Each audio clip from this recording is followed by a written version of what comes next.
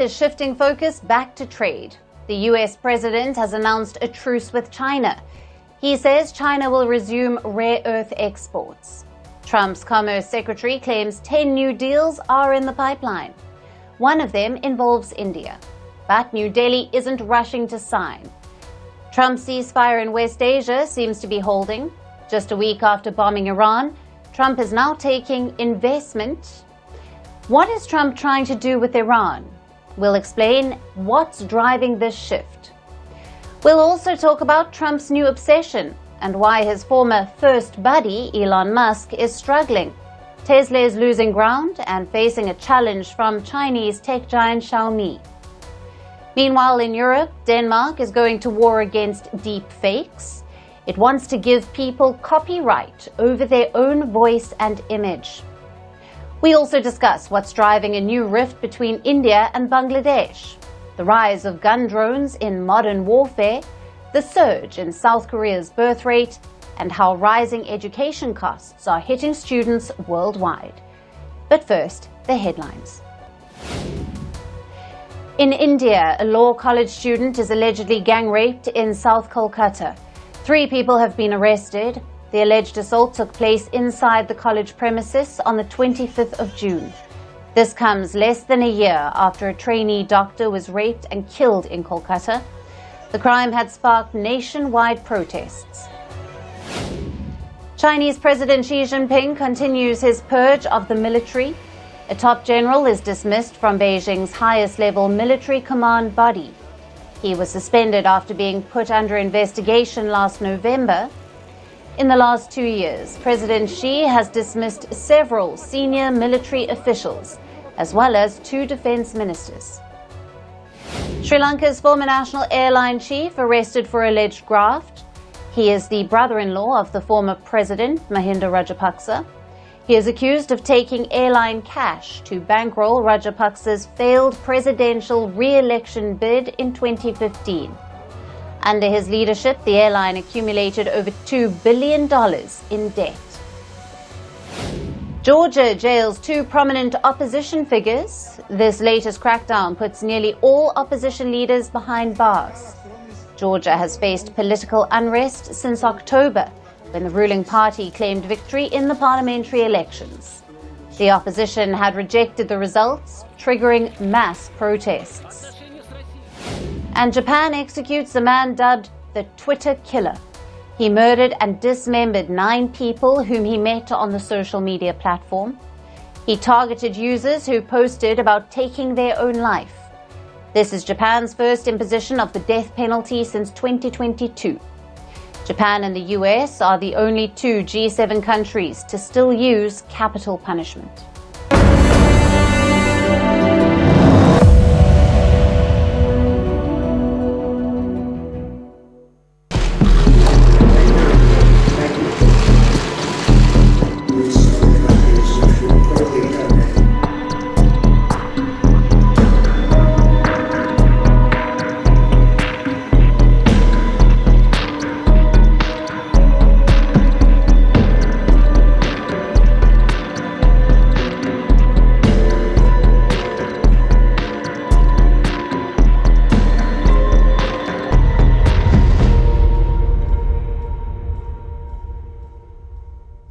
It seems like the season to end wars. The 12-day war between Israel and Iran ended this week. Now it looks like another war could end.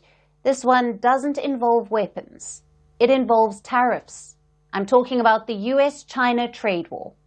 It was triggered by Donald Trump's so-called liberation tariffs. After it was unveiled, most countries tried to appease the US, but China did not. They took the fight to Donald Trump. Since then, we have seen multiple tit-for-tat moves, like curbing visas, restricting sale of chips and rare earth, and steep tariffs higher than 200%. But weeks later, there's a truce. China and the US have signed a new agreement. It was announced by Donald Trump. Remember a few months ago, the press was saying, do you really have anybody of any interest? Well, we just signed with China yesterday, right? Just signed with China. We have Everybody, we're not going to make deals with everybody. Some we're just going to send them a letter, say, thank you very much. You're going to pay 25, 35, 45%. There have been 2 rounds of talks, the first in Geneva in May, the second in London earlier this month. During those talks, both sides reached an understanding, and based on that, a deal has been signed. The question is, what's in it? The US says China will begin selling rare earths again, and this is crucial for the US. Rare earths are a group of 17 elements. They are key to making a number of crucial products, from fighter jets to headphones to cars. China controls 90% of rare earth processing, and in May they began curbing these exports to the US. It was Beijing's way of retaliating against Trump. This move choked US supplies and many American producers began complaining. Cut to this week, there is hope. The US is expecting China to resume rare earth exports. What does Beijing get in return? Similar relief? China says the US will lift their restrictive measures, experts believe possibly on chips. The US had curbed China's access to advanced semiconductors. Some of those curbs date back to the Biden era. If relaxed, it would be a win for China. Though, as things stand, we don't know what the relief could be.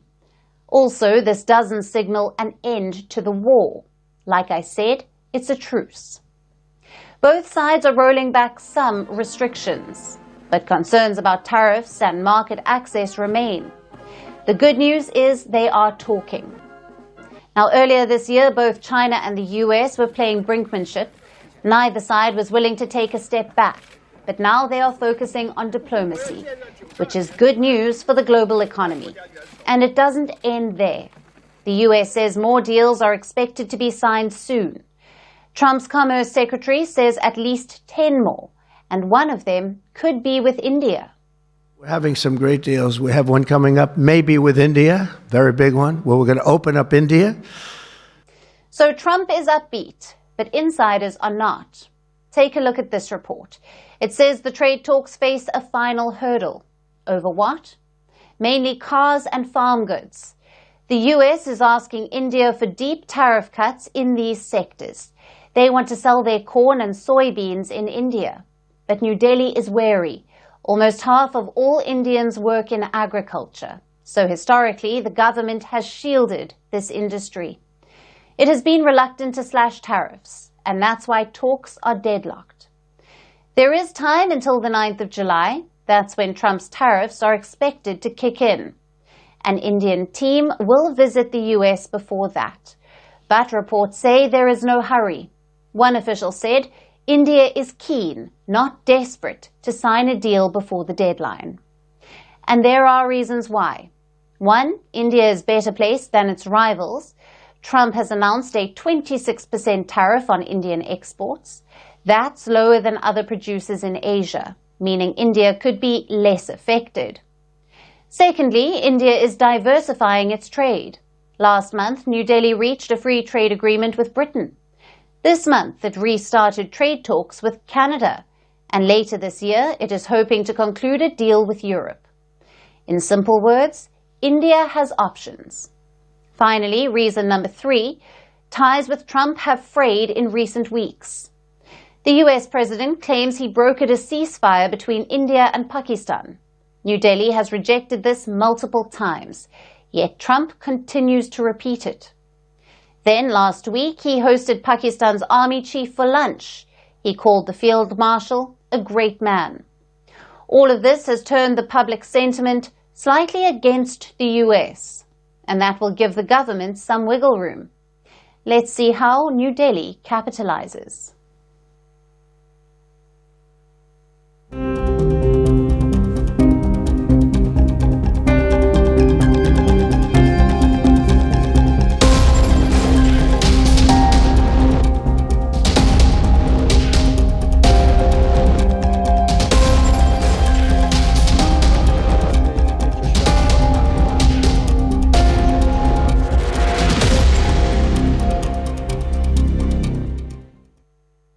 Let's start with a simple question. What exactly is Donald Trump doing with Iran? Just a week ago, missiles lit up the skies over West Asia. For 12 days, the world braced itself for what looked like an all-out war. Washington even put itself in between. The US struck Iran's nuclear sites. And then, almost as suddenly as it started, the war stopped. A ceasefire was declared. It is still holding. And amid all of this, Donald Trump has apparently floated a strange proposal. Now, this is a man that tore up the Obama-era nuclear deal. Now he wants to build his own. So here's what it looks like. Trump is offering Iran a deal. It is backed by millions of dollars and wrapped in ambiguity. The purpose of the deal is simple: reshape Iran's nuclear program, rewire ties between Tehran and Washington, and possibly reset the region's diplomatic order. We're going to talk to them next week with Iran. We may sign an agreement. I don't know. To me, I don't think it's that necessary. I mean, they had a war, they fought. Now they're going back to their world. I don't care if I have an agreement or not. So what's on the table? Iran and the US have been talking via back channels. This involves the US envoy Steve Witkoff, Washington's Gulf allies, and even some intermediaries from Qatar. In these talks, a new package has emerged. At the heart of it is a $30 billion investment for Iran. It's for a new non-enrichment civilian nuclear program. So Trump wants to fund Iran's nuclear infrastructure, but just not the kind that makes nuclear weapons. So who exactly is paying for this? Well, reports suggest that Trump is sliding the bill to Arab nations. Washington's logic here is crystal clear. Gulf nations should foot the bill for peace in the region. Reports suggest the draft proposal includes loosening of sanctions on Iran, release of $6 billion worth of frozen funds, replacing bombed nuclear sites with civilian plants, strict limits on uranium enrichment, and imported uranium for civilian use. In other words, Trump isn't just trying to kill the bomb. He's trying to replace it with a US-approved program. But the question is, why now? Why is the US pushing a deal with Iran now? You see, even before the 12-day war, quiet negotiations had been taking place in Oman. The US and Iran had completed 5 rounds of talks. Round 6 was scheduled. A framework was emerging. And then Israel struck Iran. In retaliation, Iran fired back, and things escalated. Behind the scenes, US officials were still talking to Tehran, and apparently this new deal was floated. So how is Iran reacting to this? Now, publicly, Iranian officials have been vague. The foreign minister has even denied any reports of talks. No agreement has been made to resume negotiations now. I am stating clearly that no agreement has been made, no promise has been made, nor have we talked at all about restarting negotiations. But the fact that we are examining among ourselves what is in the interest of the Iranian people is another discussion. So far, there has been no agreement, no subject for negotiation. Tehran insists it won't give up uranium enrichment. It's been a major red line in past talks. But privately, reports suggest that Iranian officials are talking. The deal on the table isn't perfect. In fact, it might not even be real yet. But for its struggling economy, the idea of billions in investment is tempting. And Trump even showed incentive. He is publicly encouraging China to buy Iranian oil again. Thank you so much, Mr. President. Yesterday, you said China can now continue to purchase oil from Iran. Yeah. Are you giving up on your maximum pressure campaign? Because there are sanctions right now. With who? On Iran. No, look, they just had a war. The war was fought. They fought it bravely. I'm not giving up. They're in the oil business. I mean, I could stop it if I wanted. I could sell China the oil myself. I don't want to do that. They're going to need money to put that country back into shape. We want to see that happen. Which brings us to the main question. What does Trump want out of this? Well, for starts, there's legacy. Trump wants to be the man who solves Iran. He thrashed the 2015 nuclear deal just because it wasn't his. Now he wants a bigger deal with his name on it. But if this deal does materialize, the implications will be huge. 1. US and Iran relations could thaw. A civilian nuclear deal could re-establish partial ties. Second, it will be a drastic change in Trump's West Asia strategy. He once called Iran the leading state sponsor of terror. Now he is greenlighting a civilian nuclear program there. 3. It would force Israel to reassess its position. Can they trust this deal? Will Iran abide by it? And what happens if Trump loses re-election? Those are all questions that Trump will have to answer to Israel. So Trump's Iran policy might best be understood as a deal in motion. It's big, risky, and loaded with unknowns. But if it works, Trump's biggest gamble would pay off. And maybe that's exactly what the US president is looking for. They say politics is serious business, unless, of course, it involves Donald Trump. He was in Europe for the NATO summit this week, and he's returned with a new obsession, being called daddy. At the summit, the NATO chief appeared to suggest that Trump is a father figure and that European nations are children. He has since clarified his remarks, but context isn't the president's strength. He has gone all out with the daddy campaign. It's on reels, it's on merchandise, and it's even on official White House videos. And frankly, it's getting out of hand. Here's a report. And then daddy has to sometimes do strong language to get stuff. Oh boy, what have you done, Mark Rutte? Daddy has to sometimes do... You decided to casually suggest that Donald Trump is daddy? Well, brace for impact. Because Trump and his team aren't letting this go. First, a quick rewind. Wednesday, June 25th, Donald Trump and NATO chief Mark Rutte were holding talks at The Hague. Trump spoke about letting children fight before stopping them. And no, he wasn't talking about Eric and Don Jr. He was talking about Iran and Israel. On hearing that, Rutte decided to chime in with that pearl. And then daddy has to sometimes do strong language to get... On cue, it went viral. Do strong language. Did the NATO chief really call Trump daddy? Were European NATO members children for the US president? Who cares, because Trump liked it. No, he likes me. I think he likes me. If he doesn't, I'll let you know. I'll come back and I'll hit him hard, okay? Totally normal. And then the White House joined in. They posted this montage of Trump at the NATO summit. The soundtrack, Hey Daddy, by the singer Usher. Can't hear in the background? Don't blame us. Blame YouTube's copyright laws. Unfortunately, the cringe session wasn't over yet. The White House posted another message earlier today. It says America's back, Daddy's home. And Daddy, being the businessman he is capitalizing on the trend. The Trump team has dropped new merchandise. The most basic t-shirt you will ever see in multiple colors. And in the middle, Trump's mugshot with the words Daddy. We say it's the perfect gift for the president's alpha male supporters. So shell out $27 and get yourself one. But seriously, where do we start? With this weird obsession of being called daddy? With this worrying trend of making money off of it? Or the scary fact that some Americans actually like it? Mark Rutte has certainly had enough of it.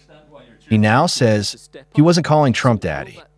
Daddy thing, I didn't call him daddy. What I said is that sometimes in Europe, I hear sometimes countries saying, hey Mark, will the US stay with us? And I said, that sounds a little bit like a small child asking his daddy, hey, are you still staying with the family? So in that sense, I use daddy, not that I was calling President Trump daddy.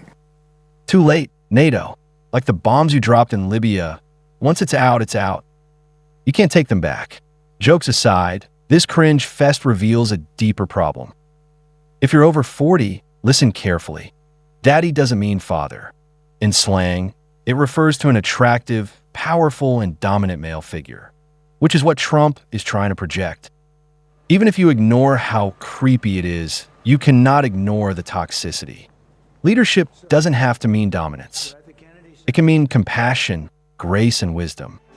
The world already has too many wannabe daddies. What it needs is someone who cares.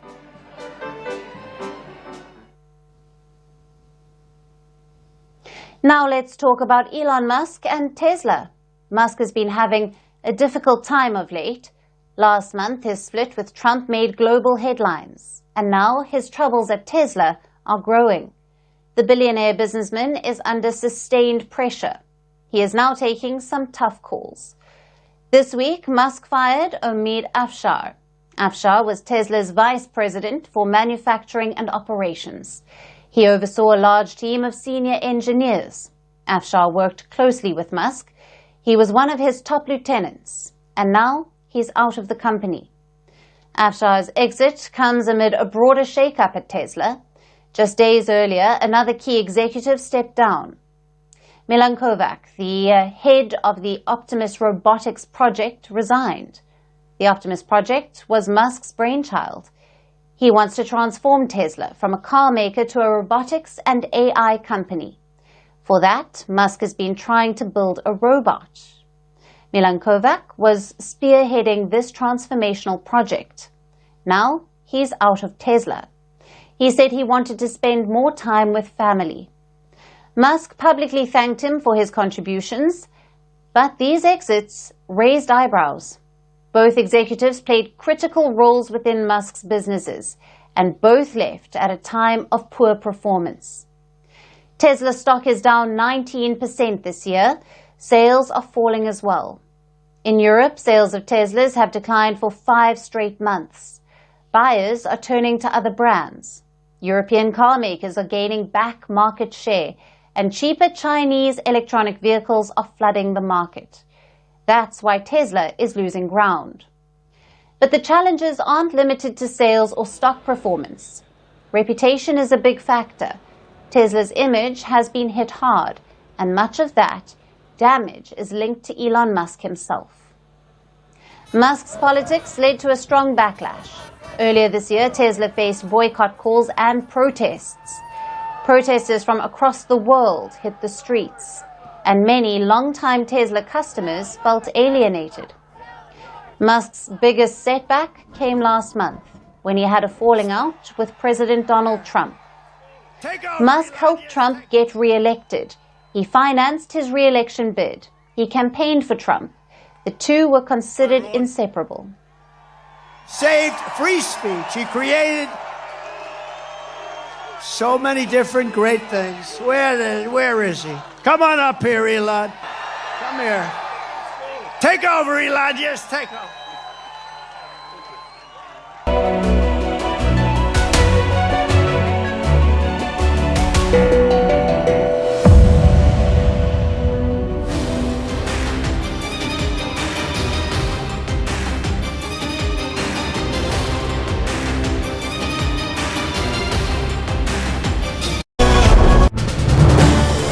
This is News 18 Network.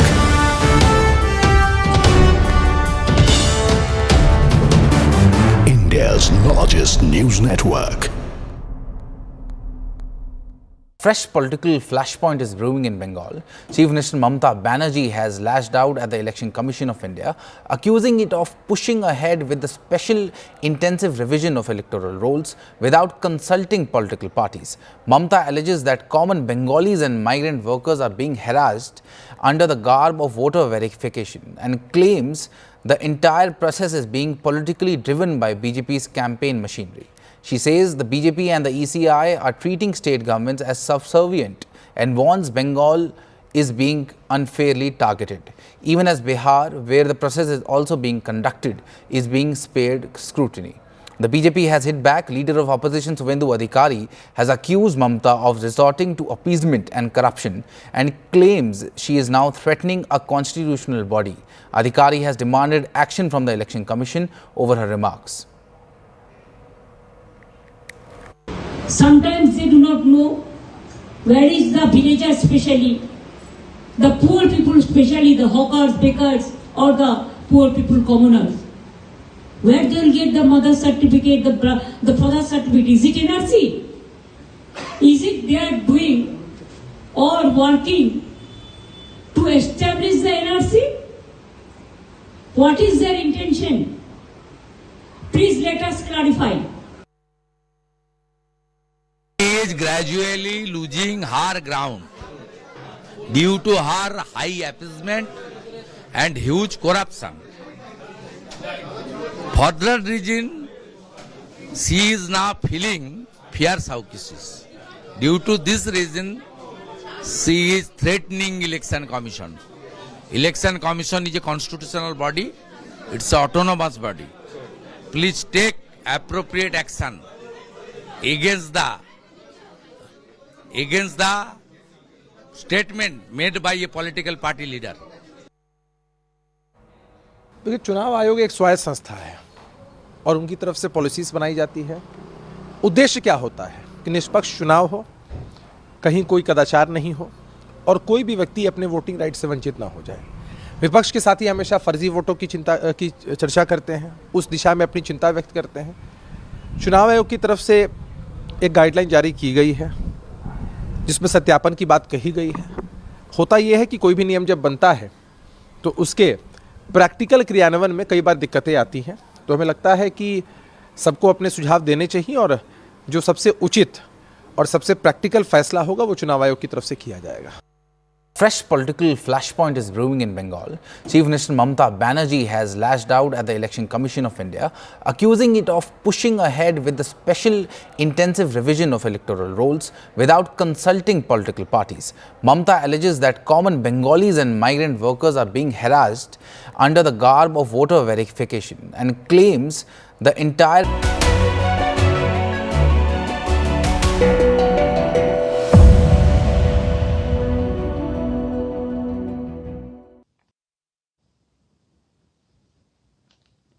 It is the most expensive game of tag in Silicon Valley history. In 2025, Mark Zuckerberg launched a full-blown recruiting blitz. The Meta CEO is offering jaw-dropping compensation packages, including $100 million signing bonuses. That is over 800 crore rupees. Now, this is to lure the brightest minds in artificial intelligence. And this week, he scored some high-profile wins. He's poached 3 researchers from OpenAI: Lucas Baer, Alexander Kolesnikov, and Xiaohua Zhai. Until recently, they were building OpenAI's Zurich Brain Trust. Now they will be working for Meta, and it's a quiet coup, but a significant one. You see, Mark Zuckerberg didn't just miss the AI train. He was standing at the wrong station. Other tech companies worked on AI models, but Meta was busy sinking billions into the metaverse. And Zuckerberg seems to have realized something now. If he doesn't pivot fast and hard, Meta will lose the game. So he's building what he calls a superintelligence team. It is an elite AGI-focused division distinct from Meta's existing AI arm. Its mission is to catch up and leap ahead of all the competitors. If all goes well, Meta wants to be the first company to achieve AGI, that is Artificial General Intelligence. Usually recruiting AI researchers is usually a methodical process involving back-channel emails and NDAs. But not for Mark Zuckerberg. He is literally throwing dinner parties. According to reports, he is hosting small invite-only gatherings at his homes. And there, he's pitching researchers on the vision, plus offering a hefty compensation package. He's even created a WhatsApp group named Recruiting Party, and he's rearranging the desks at Meta HQ to sit closer to his new recruits. Basically, Zuckerberg is playing founder again. All of this, naturally, hasn't gone unnoticed by OpenAI CEO Sam Altman. On a podcast, Altman tried to sound unbothered, but then came the digs. He said his top researchers have not taken up Meta's offers. The implication is that you can't buy greatness, you have to build it. Still, the cracks are starting to show. Meta hasn't nabbed the crown jewels. Altman's co-founders both slipped away to form their own ventures. But the talent drain is real. What's more, OpenAI is reportedly working on an AI-powered social network, one which could compete directly with Meta's apps. So this is now an all-out tech war, which brings us to the question, can money build superintelligence? Artificial general intelligence is undefined and arguably years away if it's even possible. Meta, for all its scale, still has internal roadblocks. Insiders whisper about power struggles and layers of middle management. Now, these are the same issues that slowed the metaverse, so this may well rear their head again here. But the bigger question isn't whether Zuckerberg can recruit OpenAI's staff to fix this. It's why he's doing it in the first place. On paper, the mission is build AGI, but in practice, it's something more personal. Zuckerberg is no longer the 19-year-old coding in a Harvard dorm. He revolutionized social media. He believes he can do the same for the world of AI, and this time, he wants to be first. Now let's talk about deepfakes. They are no longer just a tech gimmick. Deepfakes are becoming sharper, more convincing, and far more dangerous. From politicians to private citizens, no one is immune from them. As debates over AI regulation rages around the world, Denmark is taking action. It's proposing a law that gives people control over their own face, voice, and image. The move could set a new legal standard in Europe. And with Denmark set to lead the EU Council next, Copenhagen wants to build a common front against AI abuse. Here's a report. Deepfakes. They are a growing threat.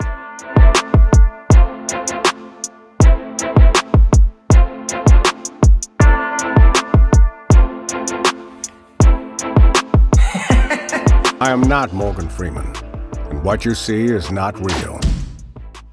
From celebrities to politicians, no one is safe. Not even the average person. The problem isn't new. But AI has supercharged deepfakes now. They are becoming more convincing. AI apps can now copy faces. They can mimic voices. This is a 5-second impression of a snapping turtle coming out of its shell. And they can replicate movements with stunning accuracy. I'm not afraid. I'm afraid of the boogeyman. Who's the boogeyman?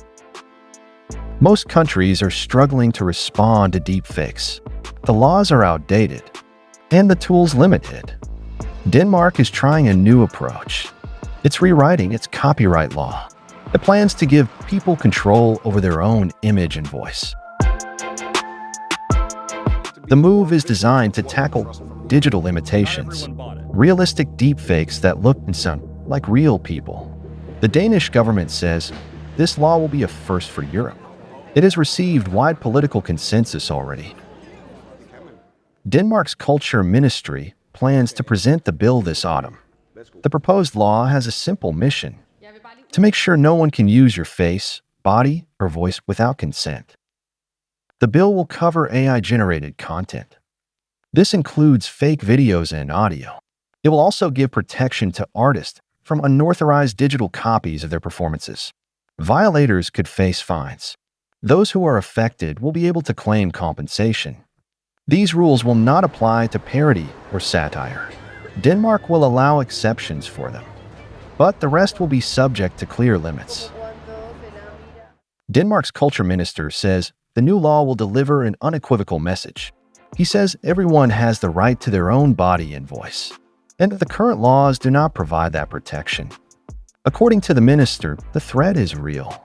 AI can turn human identities into digital copies, and those copies can be used for any purpose without any consent.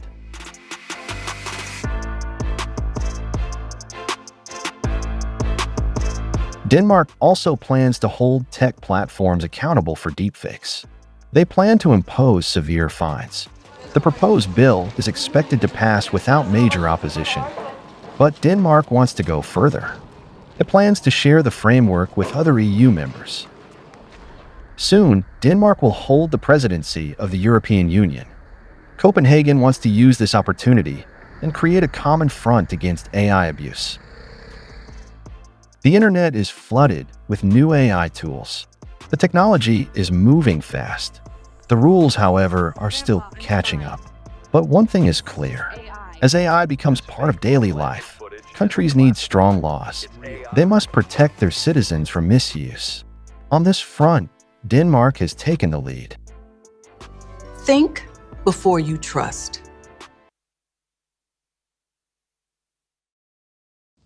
Water disputes are heating up in South Asia. In the West, India put the Indus Waters Treaty on hold. Now, similar moves could be seen in the East, between India and Bangladesh. Both countries share waters from the Ganga River. This arrangement was agreed in 1996. But next year it will expire, and reports say India wants to change this arrangement. It is seeking a modification to the deal. First, some background. The Ganga Water Sharing Agreement was signed in 1996. Now, this was during Sheikh Hasina's first term as Prime Minister. The deal mainly focuses on one area, a barrage built in West Bengal. It was built to divert water for the Kolkata port. But during summers, water is obviously less, so an agreement had to be struck. Both countries would get 35,000 cusecs of water alternately. Now, that's the terms of the current deal. But reports say India wants more. Things have changed since 1996. The local population has risen quite a lot. More settlements have popped up. So New Delhi apparently wants 30 to 35,000 cusecs more. Now, we haven't heard from Dhaka yet, but this promises to be a new flashpoint. Frankly, that's been the story of this relationship recently. It goes from one flashpoint to the next. We saw one last week. Bangladesh, China and Pakistan held a trilateral meeting in Kunming, the first ever meeting of its kind. Not a surprise, though. Dhaka has been resetting its ties with Pakistan. It has also been moving closer to Beijing. Muhammad Yunus has scaled back his ties to India. And with Joe Biden gone, he doesn't have an ally in Washington, which could explain the outreach to China. Whatever the reason, it's worrying for New Delhi. The Foreign Ministry says it's closely monitored the trilateral meeting. The trilateral meeting that you referred to, see, we maintain a constant watch on the developments in our neighborhood that have a bearing on our interests and our security. Our relations with individual countries, while they stand on their own footing, take into account the evolving context as well. It's not just the optics. Pakistan says the three countries set up a working group, which has triggered speculation about an alliance. Could Pakistan, Bangladesh and China be setting up an alliance? Dhaka has rejected such reports. It also says the trilateral is not about targeting a third party. Frankly, that's tough to believe. Both Pakistan and China are India's rivals.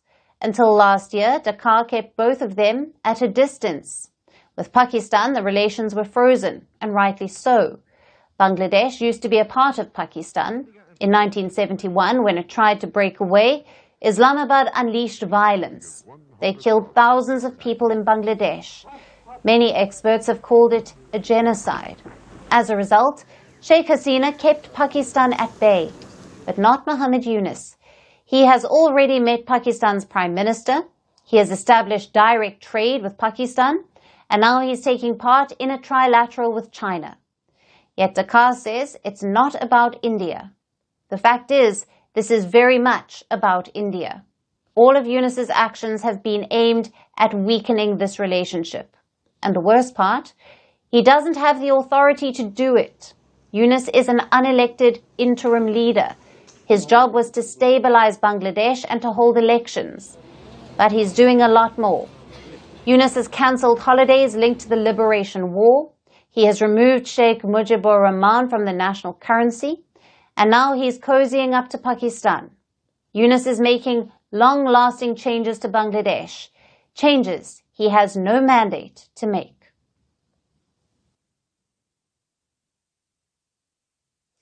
The future of war isn't coming. It's already buzzing overhead.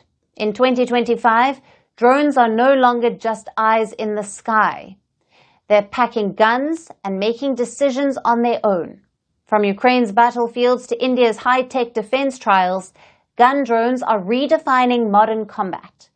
Who's building them? Who's using them? And how do they actually work? Our next report tells you how gun drones may be the new soldier in the sky. For decades, drones have lurked in the background of modern war, dropping bombs and gathering intelligence. But a new species of drone is taking flight, one that doesn't just observe or explode. This one aims and shoots. They are called gun drones, and they're rewriting the rules of combat. Unlike missile-armed drones, gun drones are far more terrifying. These are flying platforms equipped with traditional firearms. That is your machine guns, assault rifles, even submachine guns. Their job is simple: hover, aim, and shoot. In June this year, an Indian startup built this very technology. BSS Alliance, a Bengaluru-based defense company, unveiled India's first AI-powered drone capable of firing real guns autonomously. This drone thinks, aims, and fires on its own.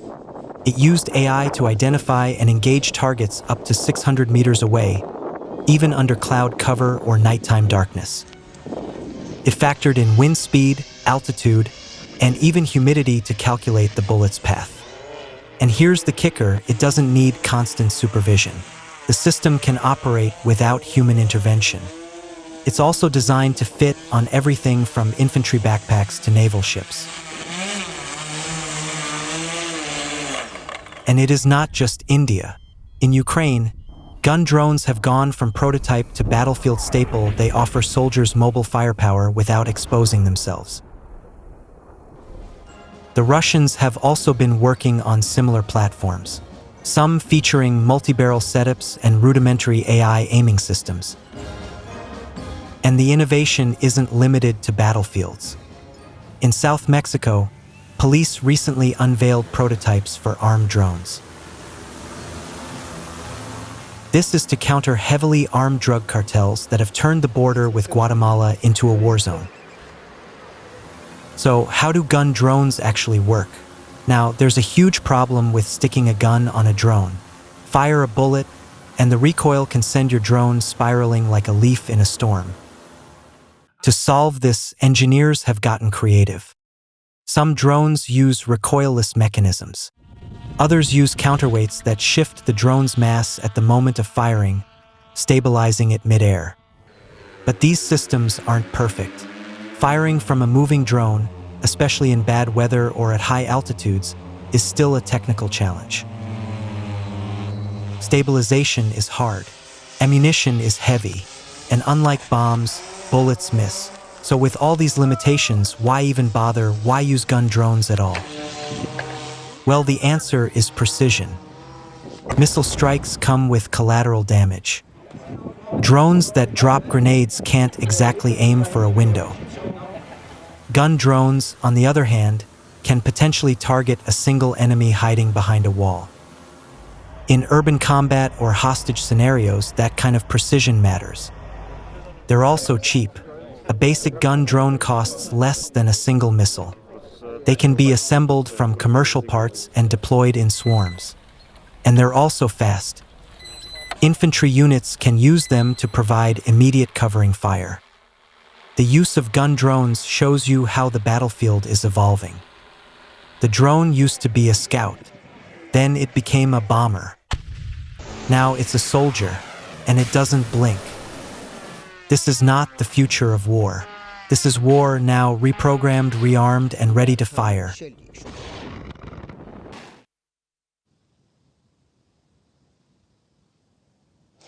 The world is witnessing a population crisis. People are not having enough children, and fertility rates are dropping.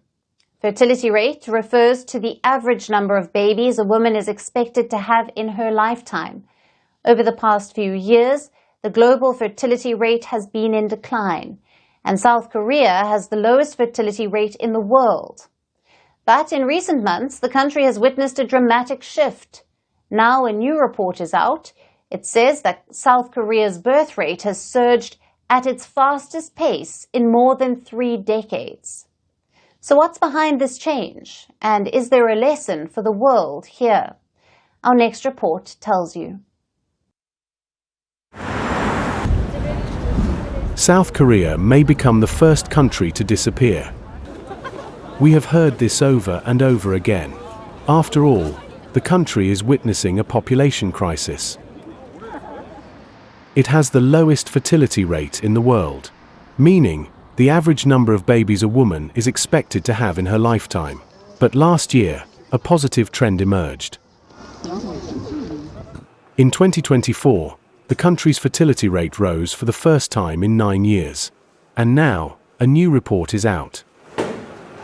It says that South Korea's birth rate has surged at its fastest pace in more than 3 decades. This data is for the month of April. The number of babies born in April reached 20,717. That's an 8.7% increase from the same month last year. What's behind this? Recent policies that have focused on 3 areas: work-family balance, childcare, and housing, including paying 100% of the salary to employees for 6 months, if both parents take parental leave. Extending the maximum period of parental leave to 1.5 years. Making it mandatory for companies to include childcare statistics in regulatory filings. And more changes are on their way. President Lee Jae-myung, who was elected earlier this month, has made demographic recovery a crucial goal for his new administration. He has proposed expansion of child allowances, family-friendly tax reforms, and debt relief for newlywed couples with hefty loans based on the number of children born. The country plans to spend about $14 billion to boost the population. That's up 22% from last year's demographic spending. Sure, officials are cautious. After all, the country's total fertility rate is still very low. It stands at a crisis level of 0.75. This is well below the 2.1 replacement rate, meaning the number of births required to maintain a stable population without large-scale immigration. But pro-family policies appear to be bearing fruit. You may ask, why now? Because the fresh policies are a major break from the tired and less effective approach of handing out cash incentives, or what are called baby bonuses, which seem to be the go-to idea for most countries. The crisis of population is not limited to South Korea. According to the UN, the world fertility rates are in unprecedented decline. Fewer children born means fewer workers. This leads to more labor shortages and slower economic growth. It also creates an aging society which puts more pressure on social welfare. Yet from Japan and Singapore to Australia and the US, country after country is giving out baby bonuses to reverse the fertility crisis. And of course, it has not worked. For instance, in China, despite handing out cash to families who have more babies for years, their population has shrunk for a 3rd consecutive year. Because financial burden is the biggest reason why people aren't having kids. According to the UN, 39% people don't have enough money to have children. 22% people cannot afford the kind of housing to raise them. And 18% cannot afford reliable childcare. These are structural issues, and they cannot be solved with a single cash handout. Families need long-term solutions like affordable education, childcare, and housing. So about time policymakers act like grown-ups and stop throwing money at the baby bus problem.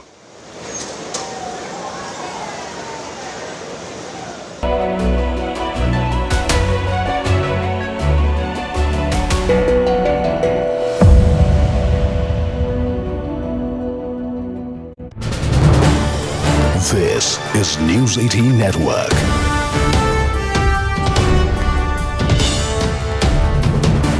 India's largest news network. Fresh political flashpoint is brewing in Bengal. Chief Minister Mamata Banerjee has lashed out at the Election Commission of India, accusing it of pushing ahead with the special intensive revision of electoral rolls without consulting political parties. Mamata alleges that common Bengalis and migrant workers are being harassed under the garb of voter verification and claims the entire process is being politically driven by BJP's campaign machinery. She says the BJP and the ECI are treating state governments as subservient and warns Bengal is being unfairly targeted, even as Bihar, where the process is also being conducted, is being spared scrutiny. The BJP has hit back. Leader of opposition Suvendu Adhikari has accused Mamata of resorting to appeasement and corruption and claims she is now threatening a constitutional body. Adhikari has demanded action from the Election Commission over her remarks. Sometimes they do not know where is the villager, especially the poor people, especially the hawkers, bakers, or the poor people, commoners. Where they will get the mother certificate, the father certificate? Is it NRC? Is it they are doing or working to establish the NRC? What is their intention? Please let us clarify. Is gradually losing her ground due to her high appeasement and huge corruption. For that reason, she is now feeling fierce hawkishness. Due to this reason, she is threatening Election Commission. Election Commission is a constitutional body. It's an autonomous body. Please take appropriate action against the statement made by a political party leader. देखिए, चुनाव आयोग एक स्वायत्त संस्था है और उनकी तरफ से पॉलिसीज बनाई जाती है। उद्देश्य क्या होता है कि निष्पक्ष चुनाव हो, कहीं कोई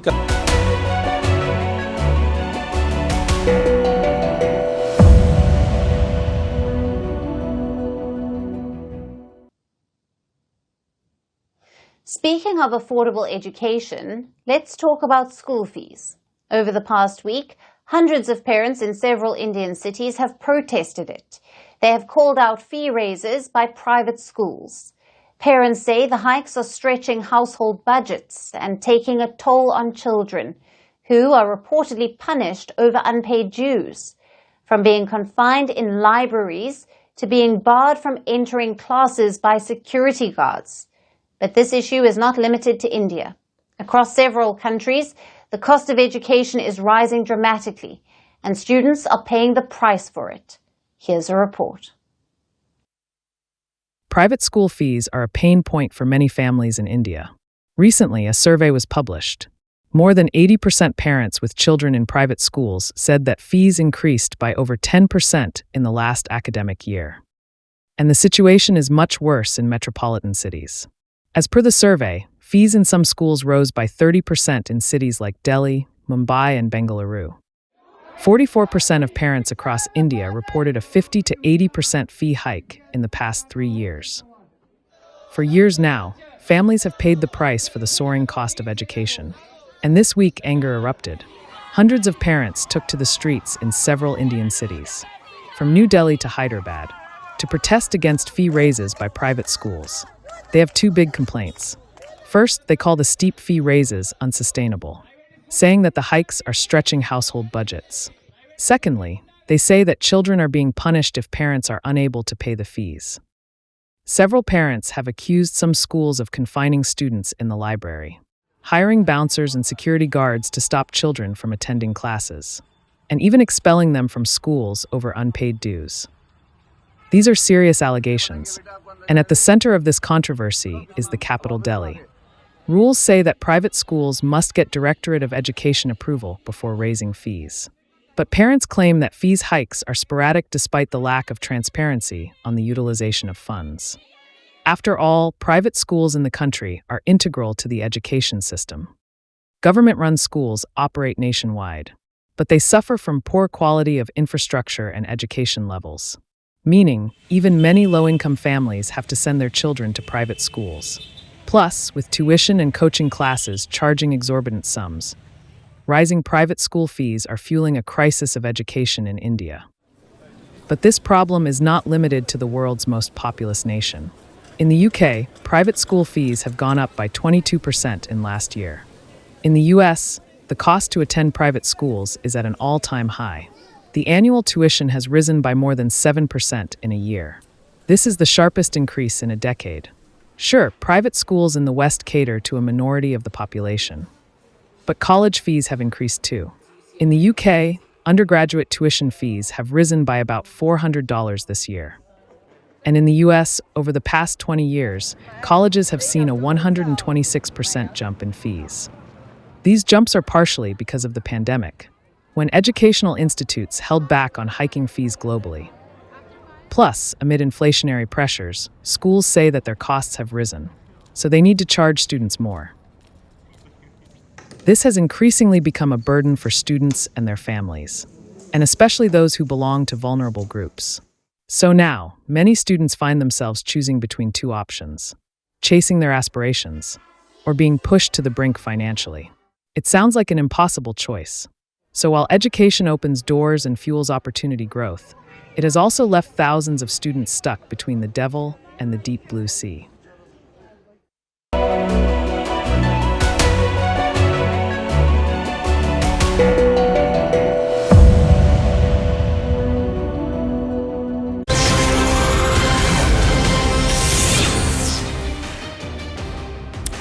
Hello and welcome. You're watching Late Night Edition with me, Arun Dhanta, here on CNN News 18. Let's start this bulletin with some breaking news at the top.